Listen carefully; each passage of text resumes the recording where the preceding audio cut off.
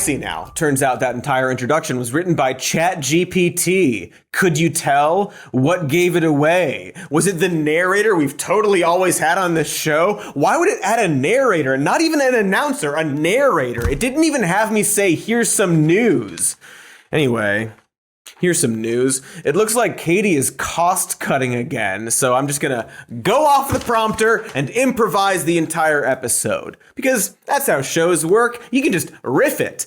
And I guess we'll be talking about AI since that's the framing device that coincidentally happened. This is all spur of the moment, as evidenced by me slowly trailing off, not really knowing what to say. Quietly, sort of just letting it. Because I don't have anything prepared, so I just trail off. So let's start with the basics. What is AI? Well, at its core, AI is an initialism, which is similar to an acronym like laser or robot or dildo. Okay, maybe we can be less basic than that. Artificial intelligence is a pretty broad term that can refer to a really wide category of technological developments, from self-driving cars stealing our data to the Amazon Alexa stealing our data, all the way to the simple search engine algorithms stealing our data. But when most people think of artificial intelligence, they think of the utopian and or dystopian science fiction pipe dream of a machine that thinks, talks, and acts like a human being. Your Cortanas or your Gladyses, Lieutenant Commander Data, or Lore if you're nasty, various comedy droids, and so on. All of these characters are based on the same fundamental concept. The notion that at its core, the human brain isn't doing anything so unique or spectacular that it couldn't be replicated by a really good computer. After all, when you get down to it, brains are just sending little electrical signals back and forth to each other all day. And hey, computers are made of electricity or something. It's their blood and sperm or whatever. They're buzzing, pussy electronic fluids. So it stands to reason that if you had a big enough, fast enough computer, then it could think as well as a person, right? At least a drunk person. Surely. The final goal of this kind of thinking is an AGI, which stands for Artificial General Intelligence, and is a hypothetical AI that fully and completely replicates the function of a human brain so well that it is able to develop its own human or human-like consciousness. In other words, artificial life.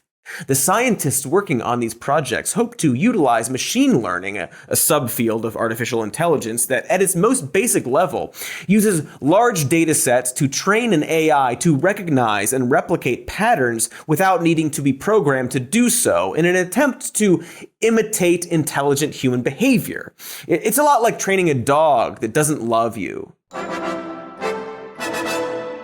Of course, AI, and even specifically machine learning, is actually already in use all over the place. Search engines, recommendation algorithms on YouTube and TikTok, email spam filters, voice recognition software, these all use machine learning in one form or the other. But most of the time, when AI gets talked about in the zeitgeist, which is, I guess, German for time ghost, it's not one of these actual practical uses that gets brought up. No, instead we all get to log on to twitter.com and talk about how AI is going to kill us all because a chatbot refuses to say the N-word. To quote the internet's biggest loser and owner of twitter.com, concerning. That's, of course, OpenAI's ChatGPT, an AI that has taken the public time ghost by storm, and is, I guess, the co-writer of this episode. Elon, it seems, has a lot of scary things to say about ChatGPT, something that he claims wouldn't have existed without him. I am the reason OpenAI exists. How much money did you give them?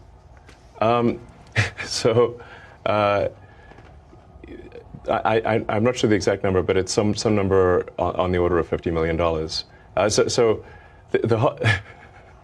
Man, fate loves irony, next level. Yes, fate loves irony. Next level. Good smart quote. Let's keep going. Tell me, Elon, what are the dangers of ChatGPT? You know, besides it not saying the N-word, I guess. I don't think the average person playing with AI on his iPhone perceives any danger. Can you just roughly explain what you think the dangers might be? Yeah, so the danger, really, AI is perhaps more dangerous than, say, mismanaged aircraft design or production maintenance or bad car production, in the sense that it has the potential, however small one may regard that probability, but it is non-trivial. It has the potential of civilizational destruction. Okay, stopping real quick, just to point out that his examples of stuff AI is worse than people at are bad aircraft design and bad car production. Literally the stuff he's accused of. Very funny and transparent. Anyway, sorry to interrupt.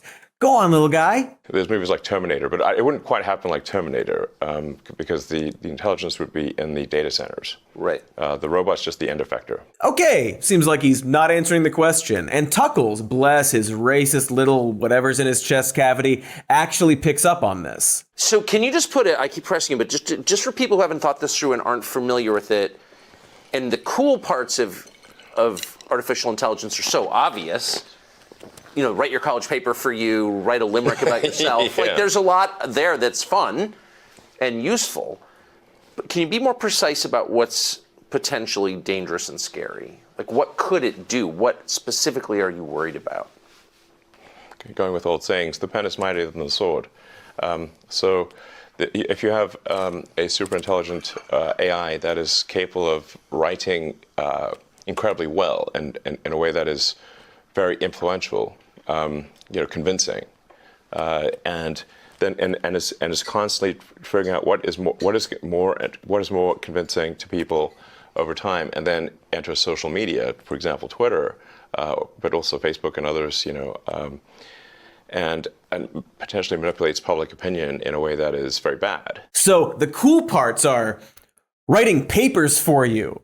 The cool parts are making it easier to cheat, Tucker. Of course you think that, you fucking freak. Also, when you use ChatGPT to write papers or do any basic writing for you that needs to be fact-based, it's wrong. Just wrong. It hallucinates answers because it is guessing the series of words. It just makes stuff up, and when teachers input students' work to see if they use ChatGPT, it says that they did even when they didn't because it's just prompted to say that stuff. Bad example, Tucker. Shut up, Tucker. Anyway, okay, so it turns out that he is just worried that it can't say the N-word?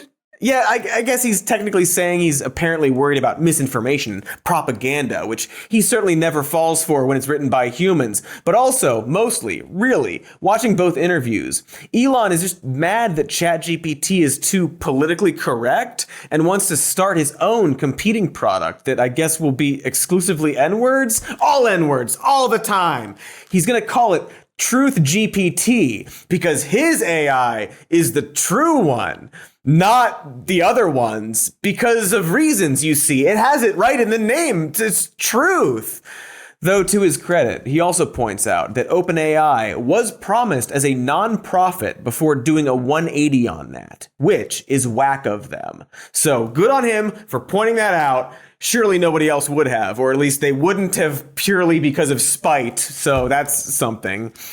Elon also calls for regulation, but not really for the right reasons.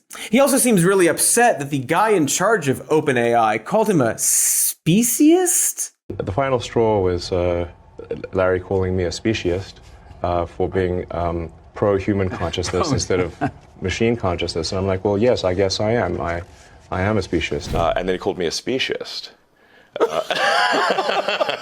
Did he use that term? Yes. And there were witnesses. I wasn't the only one there. He basically rattles off the exact same talking points in both of those interviews, almost as if he's just doing a smear campaign against someone he's mad at, and is just generally angry about his investment and how ChatGPT is getting more attention than him, and wants something for himself. And maybe, just maybe, we should ignore Elon. So let's do that, except for the other times that we're going to mention him in this episode. But we're going to forget about him and ignore him forever. Again, except when we mention him in this episode. But what actually is ChatGPT? What a great question, Cody. Thank you, Cody. I appreciate you. Oh, I appreciate you too, Cody. Yeah, let's fucking cuddle later. Let's later. Okay. You got it. I love you. I love you too. I love you. All right. As we said, ChatGPT is a chatbot developed by OpenAI, a nonprofit turned for-profit founded in 2015 to